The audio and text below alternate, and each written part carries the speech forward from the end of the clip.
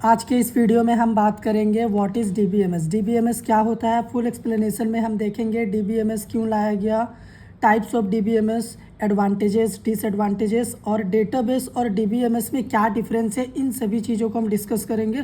तो ये हमारा डेटाबेस मैनेजमेंट सिस्टम का फर्स्ट वीडियो है जिसमें हमने सारे इंपॉर्टेंट चीज़ों को कवर करेंगे। ठीक है, तो सबसे पहले स्टार्ट करने से पहले आपको ये पता होना चाहिए कि डेटा क्या होता है। ठीक है, क्योंकि इसी डेटा के इस्तेमाल करके हम डेटाबेस में इसको स्टोर करेंगे, डीबीएमएस के थ्रू इसे कैसे मैनेज करना है, कैसे हैंडल करना है, ये सब हम देखेंगे। तो आपको डेटा पता होना चाहिए, तभी तो आप डीबीएमएस को समझ पाएंगे।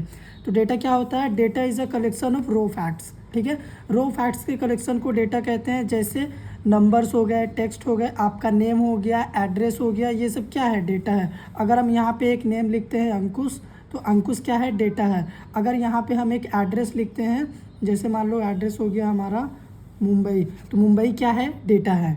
ठीक है, अब इसी डेटा को स्टोर जहाँ हम करेंगे वो होगा डेटाबेस। और इस डेटा को कैसे मैनेज करना है, किस वे में स्टोर करना है, ठीक है, किस फॉर्म में स्टोर करना है, डेटाबेस में करना है, फ्लैट फाइल में करना है, बुक फाइल में करना है, वो बताएगा हमें डीबीएमएस। कौन से टेक्निक से इसे हम हैंडल करेंगे। ठीक है, तो अभी डेटाबेस क्या होता है ये भी समझ लो, उसके बाद हम डीबीएमएस बताएंगे। The organized collection of structured data that is stored and accessed electronically to manage more efficiently called database। ठीक है, डेटाबेस वो प्लेस होता है जहाँ पे हम अपने डेटा को स्टोर करते हैं, वही डेटाबेस कहलाता है। और जब ज़रूरत पड़े हम उस डेटा को एक्सेस कर सकें और मैनेज भी कर सकें, उसमें मॉडिफिकेशन परफॉर्म कर सके, वो कहलाता है डेटाबेस। ठीक है, इलेक्ट्रॉनिकली इसीलिए लिखा गया है क्योंकि ये कंप्यूटर सिस्टम में स्टोर्ड होता है। ठीक है, डेटाबेस का डेटा। एग्जाम्पल देख लो, यहाँ पे स्टूडेंट डिटेल्स है, तो उसका name, roll number, address, contact, age, gender. तो इतनी इन्फॉर्मेशन मान लो हमें डेटाबेस में स्टोर करनी है, तो हम क्या करेंगे?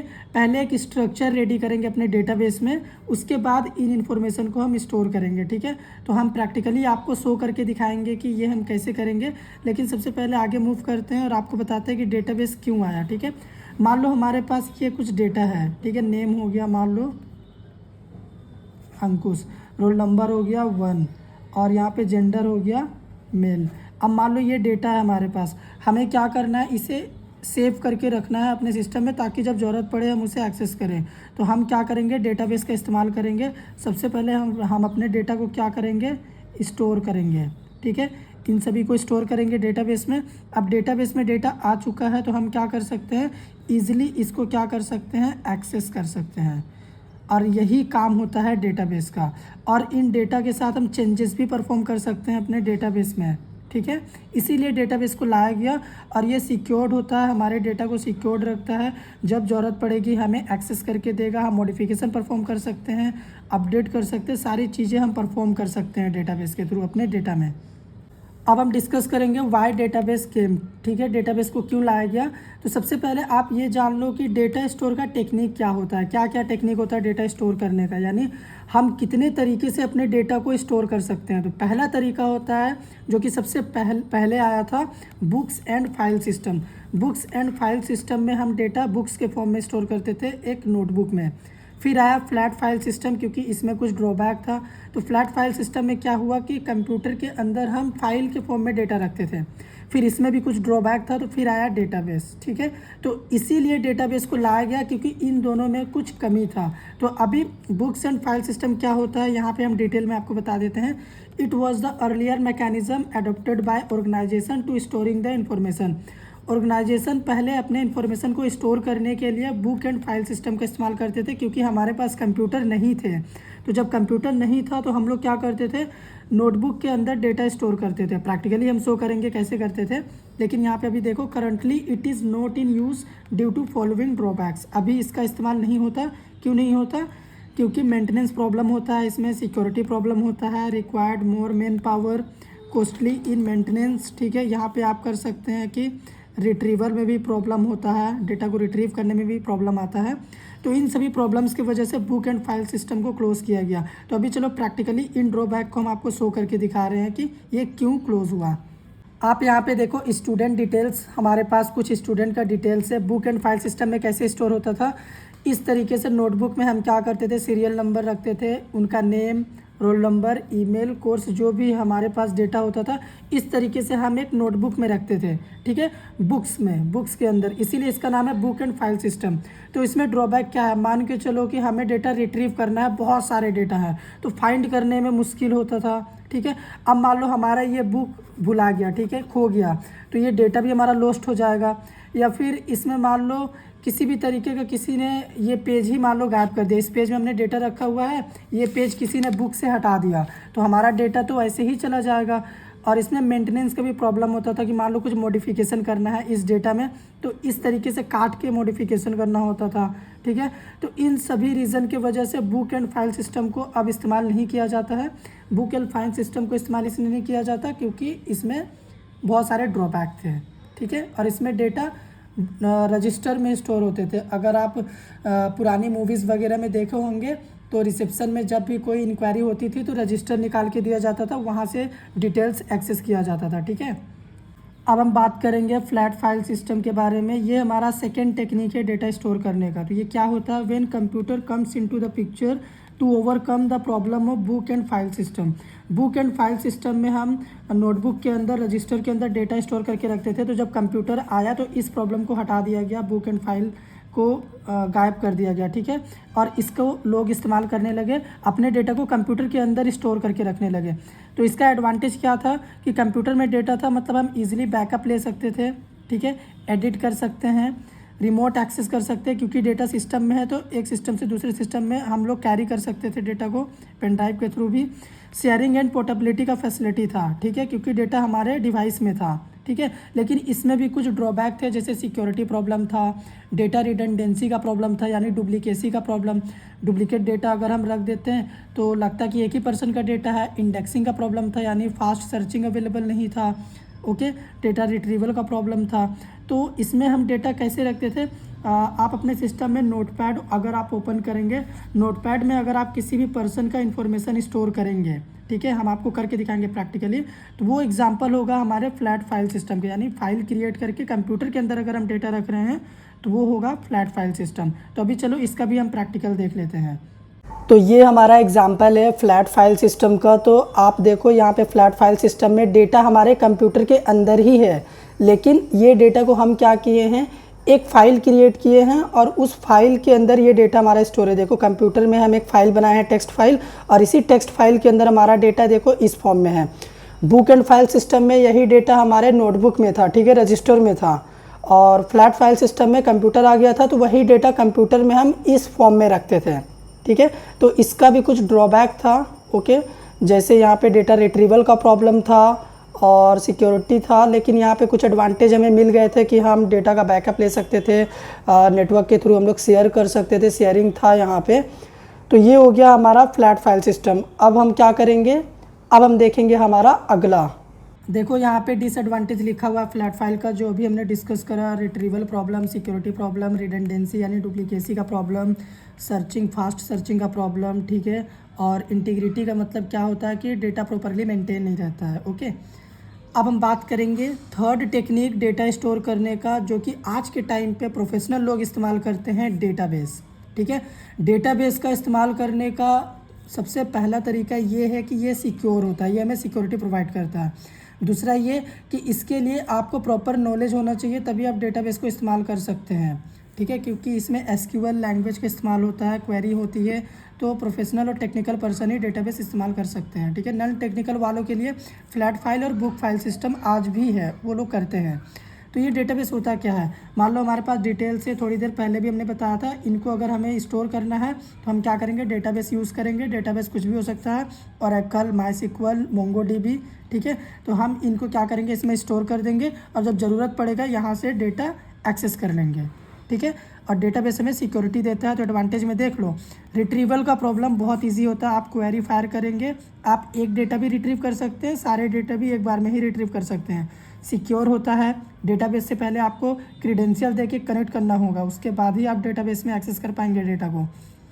रिडंडेंसी का प्रॉब्लम यहाँ पे चला गया, यानी आप डुप्लीकेट डेटा भी डेटाबेस में स्टोर कर सकते हैं और यूनिकली एक्सेस कर सकते हैं, डेटा सेम रहेगा फिर भी। इंटीग्रिटी मतलब प्रॉपरली डेटा मेंटेन रहता है डेटाबेस के अंदर। प्रैक्टिकल जब हम करेंगे तो वहाँ पे देखिएगा एक प्रॉपर स्ट्रक्चर वे में डेटा रहता है, ठीक है। इंडेक्सिंग यानी फास्ट सर्चिंग का टेक्निक होता है डेटाबेस के पास, ठीक है। तो ये डेटाबेस का एडवांटेज होता है। और याद रखिएगा डेटाबेस क्या है, जहाँ पे हम लोग डेटा स्टोर करते हैं, प्लेस है एक। और डीबीएमएस क्या है, डीबीएमएस एक मैनेजमेंट सिस्टम है जो कि हमें बताता है कि डेटाबेस को कैसे हैंडल करना है, कैसे उसके साथ काम करना है, कैसे उसको मैनेज करना है, ठीक है, वो डीबीएमएस बताता है। इसीलिए डीबीएमएस में डेटाबेस बार बार आपको सुनने के लिए मिलेगा, तो आपको कंफ्यूज नहीं होना है डेटाबेस और डीबीएमएस में, ओके।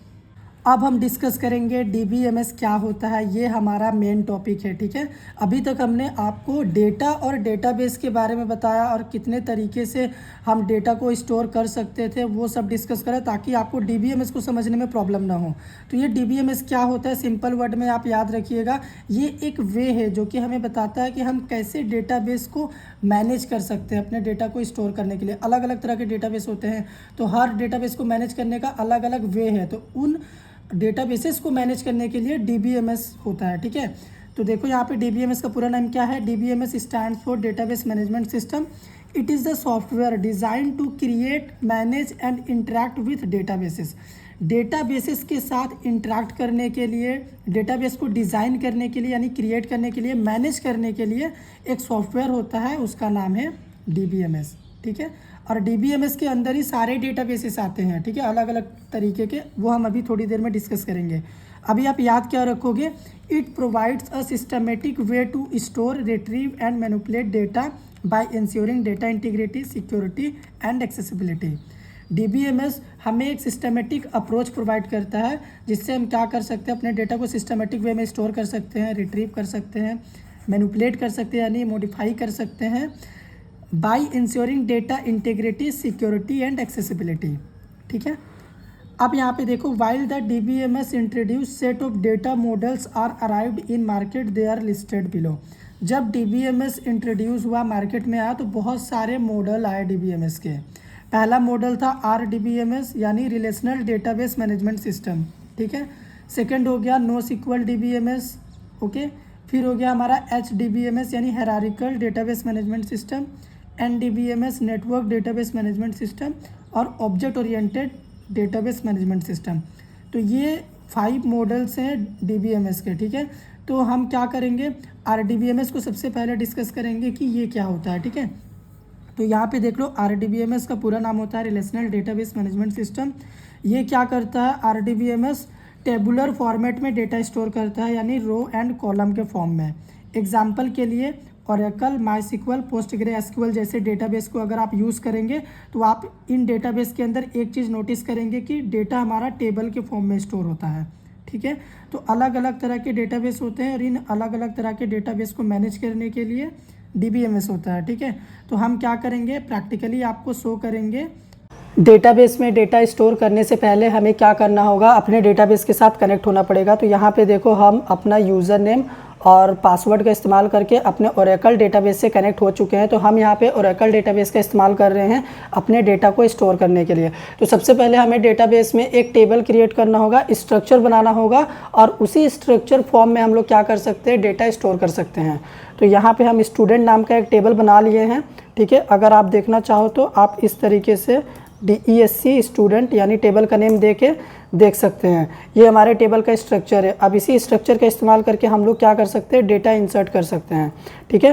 तो इंसर्ट के लिए हमें इंसर्ट वाला क्वेरी फायर करना पड़ेगा। तो ये रहा हमारा इंसर्ट वाला क्वेरी। तो देखो यहाँ पे 1 रो क्रिएटेड बता रहा है। अब हम लोग क्या कर सकते हैं, इसी तरीके से और भी रिकॉर्ड इंसर्ट कर सकते हैं। तो सेकेंड रिकॉर्ड, ठीक है। तो और भी रिकॉर्ड इंसर्ट करने के लिए यहाँ पे क्वेरी है हमारा इंसर्ट वाला, तो हम लोग क्या करेंगे, ये थर्ड रिकॉर्ड आ गए। अब अगर हमें देखना है कि हमारे टेबल में कितने रिकॉर्ड हैं, तो इस तरीके से हम लोग क्या कर सकते हैं, select star from table name देके यहाँ पे देख सकते हैं। तो ये देखो, हमारा एक स्ट्रक्चर्ड वे में डेटाबेस में हमने डेटा स्टोर करा है। तो डेटाबेस का एडवांटेज क्या है कि ये हमारा पूरी तरह से सिक्योर्ड है, यानी हम डेटाबेस से कनेक्ट होंगे अपना क्रीडेंशियल दे के, तभी हम डेटाबेस को एक्सेस कर पाएंगे। और कनेक्ट होने के बाद अगर टेबल है तो इस क्वेरी के थ्रू हम डेटा रिट्रीव कर सकते हैं, कुछ मॉडिफिकेशन परफॉर्म कराना हो तो वो सब भी कर सकते हैं हम लोग। अगर आपको डेटाबेस ओरेकल पढ़ना है तो हमारी कंप्लीट प्लेलिस्ट आपको डिस्क्रिप्शन में मिल जाएगी, वहाँ से आप देख सकते हैं, ठीक है। तो इस वीडियो का मोटो ये है कि डेटाबेस में डेटा कैसे स्टोर होता है वो बताना, ठीक है। तो हमने ओरेकल का इस्तेमाल करके आपको ये बता दिया कि इस तरीके से हम लोग रो कॉलम के फॉर्म में टेबुलर में डेटा स्टोर करते हैं, ठीक है, डेटाबेस में। अब हम बात करेंगे NoSQL DBMS के बारे में। तो ये क्या होता है, इसमें अनस्ट्रक्चर्ड फॉर्मेट में डेटा स्टोर होता है, यानी आपके पास बस डेटा होना चाहिए, आप डेटा लेके आओ और इसमें स्टोर कर दो। तो MongoDB हो गया हमारा एग्जांपल, NoSQL डेटाबेस का बेस्ट एग्जांपल, Redis हो गया, और भी बहुत सारे होते हैं। तो इन सभी डेटाबेस का मेन एडवांटेज क्या होता है कि ये आपको ये नहीं कहेंगे कि पहले आप एक प्रॉपर स्ट्रक्चर डिफाइन करो उसके बाद डेटा स्टोर करो, नहीं, आप लाओ डेटा सीधा यहाँ पे स्टोर कर दो। थर्ड हो गया हमारा HDBMS। ये क्या होता है, हायरार्किकल डेटाबेस मैनेजमेंट सिस्टम। इसमें क्या होता है, ट्री के फॉर्म में हम लोग डेटा स्टोर करते हैं, ऑर्गेनाइजेशनल स्ट्रक्चर। जैसे यहाँ पे आप देख लो, आप किसी भी ऑर्गेनाइजेशन में अगर कोई काम करता है तो कंपनी में एम्प्लॉय का एक हायरार्की होता है। वो हायरार्की का नेचर क्या होता है, मान के चलो कि ये हो गया मैनेजर, ठीक है, और इस मैनेजर के अंडर में बहुत सारे एम्प्लॉय काम कर रहे हैं, और इस एम्प्लॉय के अंदर भी बहुत सारे एम्प्लॉय काम कर रहे हैं। तो इस तरीके से एक हायरार्की होता है, ठीक है। तो हायरार्किकल वे में अगर डेटा स्टोर हो रहा है ट्री के फॉर्म में तो वो हो गया हमारा HDBMS। तो यहाँ पे आप याद क्या रखेंगे, on the basis of HDBMS IBM launch the first HDBMS software IMS, ठीक है।